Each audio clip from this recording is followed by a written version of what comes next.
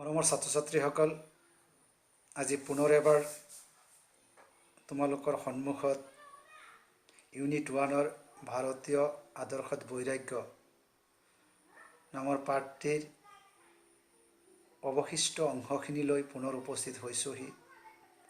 যোৱাটি video' ক্লাছত পাঠটো শেষ কৰিছিলোঁ যে উপনিষদৰ যুগত শিক্ষা সাংকৰি গ্ৰাহস্থ জীৱনত উলটিব খোজা বিদ্যাৰ্থীক গুৰুৱে কেনেধৰণে উপদেশ দিছিল তাৰ কিছু কথা আলোচনা কৰিছিলোঁ।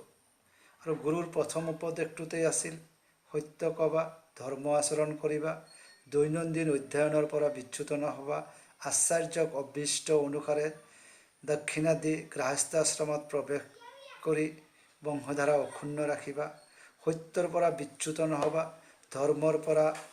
ধৰ্মৰ অৰ্থাৎ কল্যাণকৰ পথৰ পৰা বিচ্যুত নহবা। তাতেই এৰিছিলোঁ। আজি তাৰ পৰা পুনৰ পাঠটো আৰম্ভ কৰিব বিচাৰিছোঁ। আৰু কোৱা হৈছে নিজৰ মংগলৰ কাৰণে কৰণীয় কামৰ পৰা আঁতৰি নাথাকিবা। আৰু সেই গুৰুৰ উপনিষদৰ যুগত উপদেশ দিয়া হৈছিল যে নিজৰ যিসমূহ কামৰ জৰিয়তে নিজৰ মংগল হয় বা নিজৰ মংগল সাধন হয় তেনেকুৱা কামৰ পৰা আঁতৰি নাথাকিবলৈ গুৰুৱে উপদেশ দিছিল। আৰু গুৰুৱে কৈছিল যে নিজৰ মংগলৰ লগতে সমাজখনৰ মংগলৰ কথা ইয়াত জড়িত হৈ আছে। তেওঁলোকে কৈছিল ধন সম্পত্তি সংগ্ৰহ ৰূপ মংগলজনক কাৰ্য কৰিবা, ধন সম্পদ আহৰণৰ ক্ষেত্ৰত মংগলজনক কাৰ্য কৰিবা, কিন্তু সেই কাম কৰিবলৈ যাওঁতে কেতিয়াও ধৰ্মৰ পথৰ পৰা বিচ্যুত নোহোৱাকৈ থাকিবা।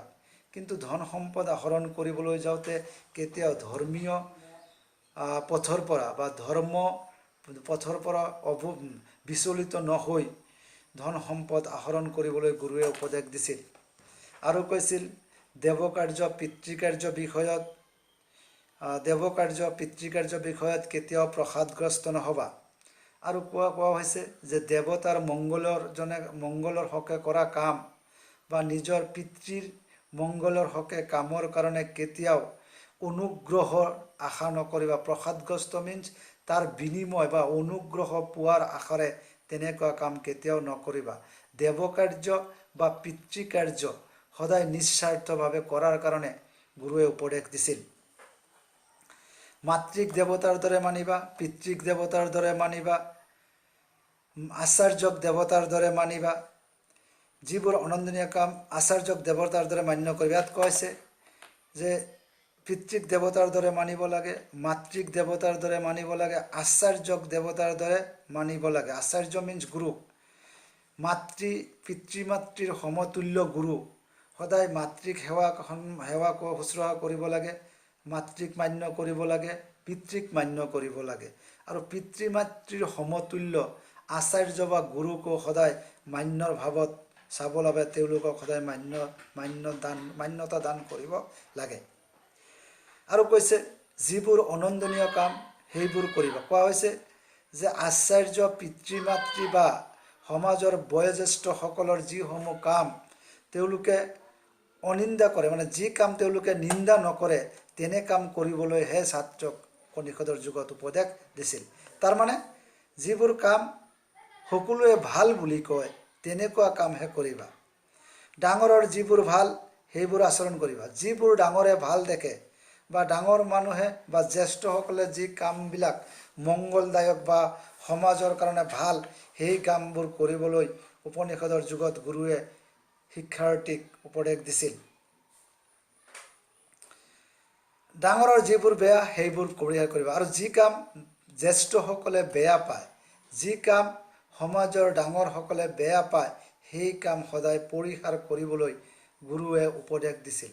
এতিয়া হ'ল যে গোটেই কথাখিনি মই আকৌ এবাৰ আওৰাই যাবলৈ চেষ্টা কৰিছোঁ। তোমালোকে ধৈৰ্য সহকাৰে শুনিবা বুলি মই আশা কৰিলোঁ।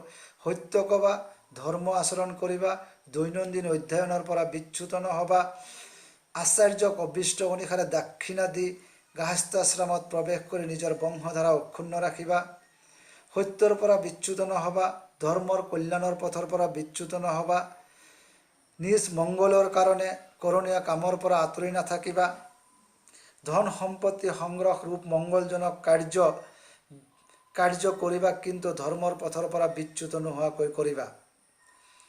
দেৱকাৰ্য পিতৃকাৰ্য বিষয়ত কেতিয়াও প্ৰসাদগ্ৰস্ত নহবা। মাতৃক দেৱতাৰ দৰে মানিবা, পিতৃক দেৱতাৰ দৰে মানিবা, আচাৰ্যক দেৱতাৰ দৰে মান্য কৰিবা। যিবোৰ অনন্দনীয় কাম সেইবোৰ কৰিবা। ডাঙৰে যিবোৰ ভাল সেইবোৰ আচৰণ কৰিবা। ডাঙৰৰ বেয়া সেইবোৰ সদায় পৰিহাৰ কৰিবা। মাই ডিয়াৰ ষ্টুডেণ্টছ, যিহেতুকে উপনিষদৰ যুগত শিক্ষা সাং কৰি গাৰ্হস্থ্য জীৱনত প্ৰৱেশ কৰিব বিচৰা বিদ্যাৰ্থীক এই ধৰণৰ উপদেশ দিছিল, আৰু এই কামখিনি কৰি গৈ তেওঁ গাৰ্হস্থ্য আশ্ৰমত প্ৰৱেশ কৰিবলৈ উপদেশ দিছিল।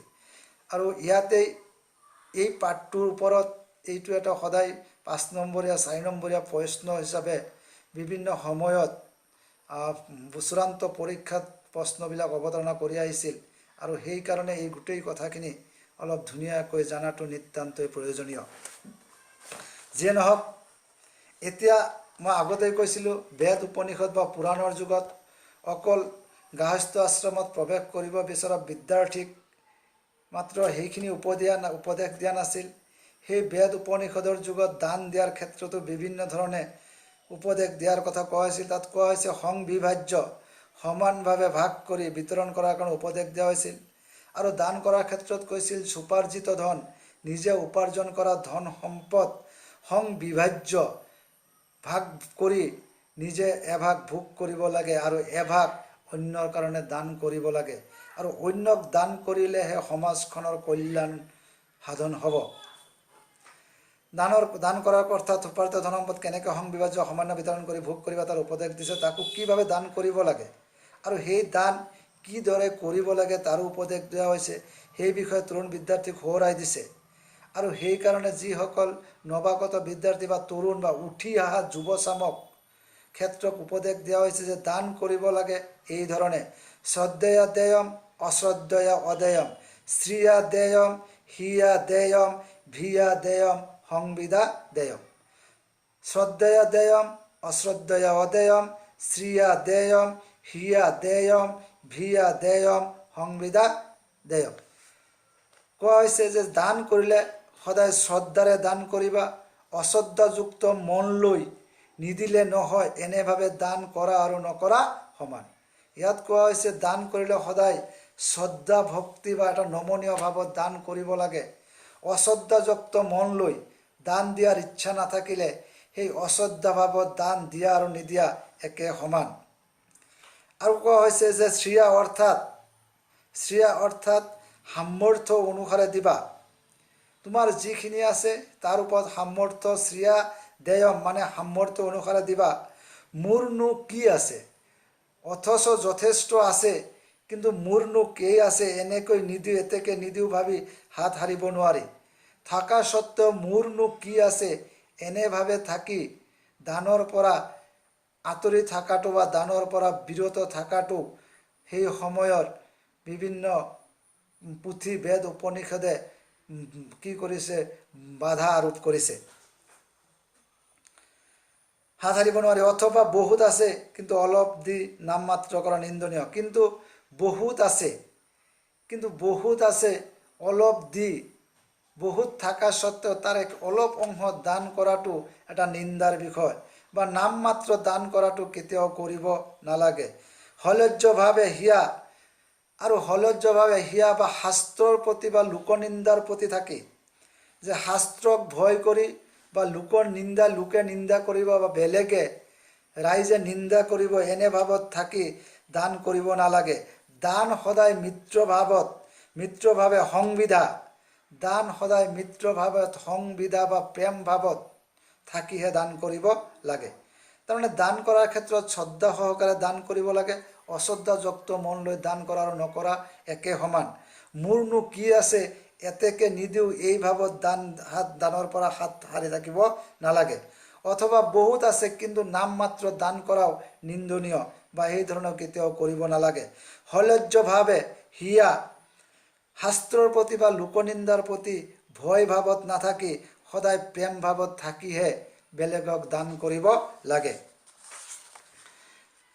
মাই ডিয়াৰ ষ্টুডেণ্টছ, যিহেতুকে এই পাঠটিত কোৱাই হৈছিল যে এই পাঠটিত যেহেতু ভারতীয় আদর্শত যিসমূহ কথা দাঙি ধরা হয়েছে, বেদ উপনিষদ পুরাণ আদি যিসমূহ কথা দাঙি ধরা হয়েছে আর সেইসমূহ কথা এই পাঠত দাঙি ধরা হয়েছে। মই আগতে কৈছিলোঁ উপনিষদ দুই প্ৰকাৰৰ, এটা হ'ল তৈত্তৰীয় উপনিষদ আৰু আনটো হ'ল ঈশোপনিষদ। এতিয়া তৈত্তৰীয় উপনিষদৰ কথাখিনি বিশেষভাৱে দমকৈ চাবলগীয়া কথা যে তৈত্তৰীয় উপনিষদত আকৌ কোৱা হৈছে যে তৈত্তৰীয় উপনিষদত কিছুমান উপদেশ দিয়া হৈছে, এই উপদেশসমূহ নিশ্চয় আমি তাৰ গূঢ়াৰ্থ অনুধাৱন কৰিব লাগে। ইয়াত কোৱা হৈছে তাৰ প্ৰথম উপদেশটো হ'ল সত্য আৰু ধৰ্ম, যে সত্য আৰু ধৰ্ম সদায় সত্যত থাকিব লাগে আৰু ধৰ্মত থাকিব লাগে। সমাজ আৰু ব্যক্তি দুয়োটাৰে জীৱনৰ কল্যাণকৰ বা সুখদায়ক হ'বলৈ পাৰিত্ৰিক শ্ৰেয় লাভ কৰিবলৈ এই দুটা মহৎ কাম মাজত প্ৰত্যেক ব্যক্তি কৰিব লাগে। যে এই দুটাই ব্যক্তি বা সমাজ সকলোৰে জীৱনৰ কল্যাণৰ বাবে বা পাৰিত্ৰিক শ্ৰেয় লাভ, বেলেগৰ পৰা শ্ৰেয় বা শ্ৰেষ্ঠতা লাভ কৰিবলৈ এই দুটা মহৎ গুণৰ কৰ্ষণ আমি সদায় কৰাটো প্ৰয়োজন। সত্য আৰু ধৰ্ম এই দুটা আমি সদায় থাকিব লাগে। যি নকৰিলে ব্যক্তি জীৱনৰ লগে লগে সমাজ জীৱন দুখদায়ক, পীড়াদায়ক আৰু বিশৃংখল, সেই কাৰণে দুটা সত্য আৰু ধৰ্ম। যে যি দুটা নকৰিলে জীৱনত দুখে দেখা দিয়ে, জীৱনত সমাজ জীৱনত দুখ নামি আহে, জীৱনলৈ পীড়া আহে আৰু সমাজখন বিশৃংখল হয়। সত্য আৰু ধৰ্ম অবিহনেই জীৱনলৈ দুখ নামি আহে, সমাজলৈ পীড়া নামি আহে আৰু সমাজখন বিশৃংখলাৰ পিনে গতি কৰে। সেইকাৰণে তৈত্তৰীয় উপনিষদত কোৱা হৈছে যে সত্য আৰু ধৰ্মৰ আশ্ৰয় লৈ নিজৰ লাভৰ, নিজৰ জীৱনৰ কল্যাণৰ লগতে বেলেগৰ কল্যাণৰ কথা চিন্তা কৰিব লাগে। আৰু সত্য আৰু ধৰ্ম এই দুটাৰ পৰা আঁতৰি থাকিলে জীৱনত দুখ আহে, সমাজ জীৱনলৈ পীড়া নামি আহে আৰু সমাজখন বিশৃংখলতাই দেখা দিয়ে। সেই কৰ্ষণীয় গুণ দুটা হ'ল সত্য আৰু ধৰ্ম, আৰু সেইকাৰণেই সত্য আৰু ধৰ্ম এই দুটা গুণ সদায় আমাৰ জীৱনত কৰ্ষণ কৰিব লাগে, বা আমাৰ জীৱনত এই দুটা গুণ সদায় আমি লৈ পেলাই জীৱন আগবঢ়াই লৈ যাব লাগে। বিদ্যা লাভৰ চৰম প্ৰাপ্য আৰু আৰ্জনীয় বিষয় এই দুটাই।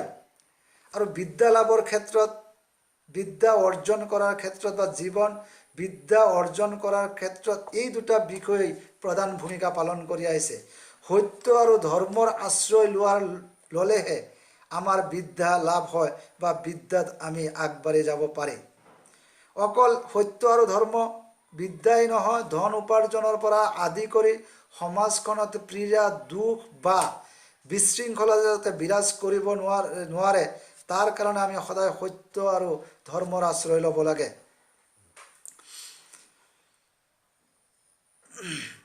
গুৰুৱে এই দুটাৰ কথা কৈ প্ৰতিদিনৰ কৰণীয় কৰ্মৰ অধ্যয়নৰ কথা সোঁৱৰাই দিছে। সেইকাৰণে গুৰুৱে সত্য আৰু ধৰ্মৰ লগতে প্ৰতিদিনে কৰণীয় কাম অধ্যয়নৰ কথাও গুৰুৱে উপদেশ দিছে। মই আগতেই কৈছিলোঁ যে আগৰ দিনৰ বা গুৰুকুলত থকা অৱস্থাৰ অধ্যয়নৰ বিষয়বস্তু আছিল সংস্কৃত শ্লোক, আৰু সংস্কৃত শ্লোক সদায় যদি অধ্যয়ন কৰা নাযায় তেতিয়াহ'লে সি পাহৰণিৰ গৰ্ভত বিলীন হৈ যাব। যাৰ কাৰণে গুৰুৱে দৈনন্দিন কামৰ লগত অৰ্জনীয় বিষয়ৰ লগত তেওঁ অধ্যয়নৰ কথা সোঁৱৰাই দিছে। এই নিত্য অধ্যয়নে সভ্য জীৱন আৰু উন্নত আচৰণৰ অপৰিহাৰ্য অংগ। আৰু তেওঁ কৈছে যে নিত্য অধ্যয়নে সভ্য জীৱন আৰু সভ্য জীৱনৰ লগতে উন্নত আচৰণ, সভ্য জীৱন আৰু জীৱনৰ যাতে উন্নত আচৰণৰ লগত এই সত্য আৰু ধৰ্ম এই দুটা বিষয় অংগাংগীভাৱে জড়িত হৈ আছে। খাৱন ফুৱনৰ নিচিনা সদায় এৰিব নোৱাৰা বা এৰিব নলগীয়া কৰণীয়। গতিকে যিদৰে আমি খাৱন পিন্ধন নোহোৱাকৈ থাকিব নোৱাৰি বা খাৱন পিন্ধন নোহোৱা এৰাই চলিব নোৱাৰি, ঠিক সেইদৰে আমি অধ্যয়নো সদায় এৰি চলিব নালাগে। খাৱন পিন্ধনৰ লগতে আমি সদায় অধ্যয়নৰ লগতো নিজক সাঙুৰি ৰাখিব লাগে। এইদৰে প্ৰধান কথাকেইটাই কোৱাৰ পিছতে আচাৰ্য ঈশ্বৰ নিজৰ মংগলৰ কাৰণে সৎ পথত থাকি ধন সম্পদ আহৰণ কৰিবলৈ উপদেশ দিছে। আৰু এই কথাকেইটাৰ ওপৰত নিৰ্ভৰ কৰি গুৰুৱে কৈছে এই প্ৰধান বিষয়কেইটা সত্য আৰু ধৰ্ম, দৈনন্দিন অধ্যয়ন, খাৱন পিন্ধনৰ নিচিনা নিজৰ মংগলৰ লগতে আনজনৰ যাতে সমাজৰ যাতে মংগল হ'ব পাৰে এই ধৰণে সত্য আৰু ধৰ্মৰ আশ্ৰয় ল'ব লাগে। আৰু সত্য আৰু ধৰ্ম অবিহনে সমাজ জীৱন দুখদায়ক হয়, পীড়াদায়ক হয় আৰু সমাজখন বিশৃংখলতাই বিৰাজ কৰে। গুৰুৱে কৈছে দৈনন্দিন কাৰ্যৰ লগত অধ্যয়ন আমি সাঙুৰি ৰাখিব লাগে। যিদৰে আমি খাৱন পিন্ধনৰ পৰা নিজকে বচাই সদায় দৈনন্দিন কাৰ্যৰ ভিতৰত যেনেকৈ খাৱন পিন্ধন লাগতিয়াল, ঠিক সেইদৰে অধ্যয়নো দৈনন্দিন কাৰ্যৰ লগত লাগতিয়াল অংগ হিচাপে গুৰুৱে উপদেশ দিছিল। আৰু তেওঁ কৈছিল যে এইদৰে প্ৰধান কথাকেইটাৰ পিছতে আচাৰ্য নিজৰ মংগলৰ কাৰণে সৎ পথত থাকি ধন সম্পদ আহৰণ কৰি উপদেশ দিয়া কৈছিল। আৰু আচাৰ্য বা গুৰুৱে কৈছে এইদৰে সৎ পথত থাকি সদায় ধন সম্পদ আহৰণ কৰিব লাগে। কেতিয়াও অসৎ পথত থাকি পেলাই ধন সম্পদ আহৰণ কৰিবলৈ গুৰুৱে বাধা আৰোপ কৰিছে। গুৰুৱে কৈছে সত্য পথত থাকি ধন সম্পদ আহৰণ কৰিব লাগে। ধন সম্পদ বঢ়োৱাৰ ওপৰতে ব্যক্তিৰ সুখ আৰু সমাজৰ সমৃদ্ধি নিৰ্ভৰ কৰে। কাৰণ যিমান ধন সম্পত্তি উপাৰ্জন হ'ব, যিমান ধন সম্পত্তি বৃদ্ধি পাব, ব্যক্তিৰ সুখৰ লগতে সমাজ জীৱনৰো সমৃদ্ধি বা সমাজ জীৱনৰো কল্যাণ সাধন হ'ব। যিহেতু কোৱাই হৈছে ধন কেৱল নিজৰ বাবে নহয়, ধন নিজৰ লগতে সমাজখনৰ উন্নয়নৰ লগতো জড়িত হৈ আছে। সেইকাৰণে যিমান ধন সম্পদ বঢ়োৱা যাব সিমানে ব্যক্তিৰ সুখ আহিব আৰু সমাজ জীৱনৰ সমৃদ্ধি হ'ব। এই অৰ্থ বৃদ্ধি উঠি অহা যুৱকৰ এটা ব্যক্তিগত সমাজ জীৱনৰ উত্তৰদায়িত্ব। আৰু কোৱা হৈছে উঠি অহা উদীয়মান যুৱকৰ বাবে অৰ্থ যিমানে বৃদ্ধি কৰিব সিমানেই ব্যক্তিগত জীৱনৰ লাভৰ লগতে সমাজৰো উত্তৰণ হ'ব বা সমাজৰো উন্নয়ন হ'ব। সেইকাৰণে উদীয়মান যুৱকসকলক উপনিষদৰ যুগত গুৰুৱে উপদেশ দিছে ধন সম্পদ সৎ পথত থাকি পেলাই, সত্য আৰু ধৰ্মত থাকি পেলাই যিমান ধন সম্পদ উৎপাদন কৰিব পাৰি, বঢ়াব পাৰি সিমান বঢ়াব লাগে। কাৰণ এই ধন সম্পদে ব্যক্তি জীৱনৰ লগতে সমাজৰো কি কৰিব পাৰে, উত্তৰণ আনিব পাৰে বা সমাজৰ উন্নয়ন আনিব পাৰে। সেই দেখি উপনিষদৰ আচাৰ্যই এই কথা স্পষ্টভাৱে সোঁৱৰাই দিছে যে সেইকাৰণে আচাৰ্যই উপনিষদৰ যুগত এই কথা স্পষ্টভাৱে সোঁৱৰাই দিছে। তৈত্তৰীয় উপনিষদৰ এন ঠাইত আৰু স্পষ্টভাৱে কৈছে, তৈত্তৰীয় উপনিষদৰ দৰে আন এঠাইতো এটা স্পষ্টভাৱে কৈছে অন্ন ন নিন্দাত অন্নং বহু কুৰ্বিত তদব্ৰতম। অন্নং ন নিন্দাত অন্ন বহু কুৰ্বিত তদব্ৰতম। আৰু উপনিষদৰ অন্য ঠাইত কৈছে অন্নক কেতিয়াও নিন্দা কৰিব নালাগে, অন্ন যিমান পাৰি সিমান বঢ়াব লাগে। গতিকে ছাত্ৰ ছাত্ৰীসকল, যিহেতুকে আৰু বহুখিনি কথা ৰৈ গৈছে আৰু সেই কথাখিনি এটা ক্লাছৰ জৰিয়তে সম্পূৰ্ণ কৰাটো সম্ভৱ নহ'ব। সেইকাৰণে আজি এই ভাৰতীয় আদৰ্শত বৈৰাগ্য নামৰ পাঠটিৰ এই কথাখিনি আজিলৈ ইয়াতে সামৰণি মাৰিব বিচাৰিছোঁ। আৰু পৰৱৰ্তী এটা ক্লাছত এই পাঠটো সম্পূৰ্ণ হ'ব বুলি আশা ৰাখি আজি ইয়াতে সামৰিব বিচাৰিছোঁ। ধন্যবাদ।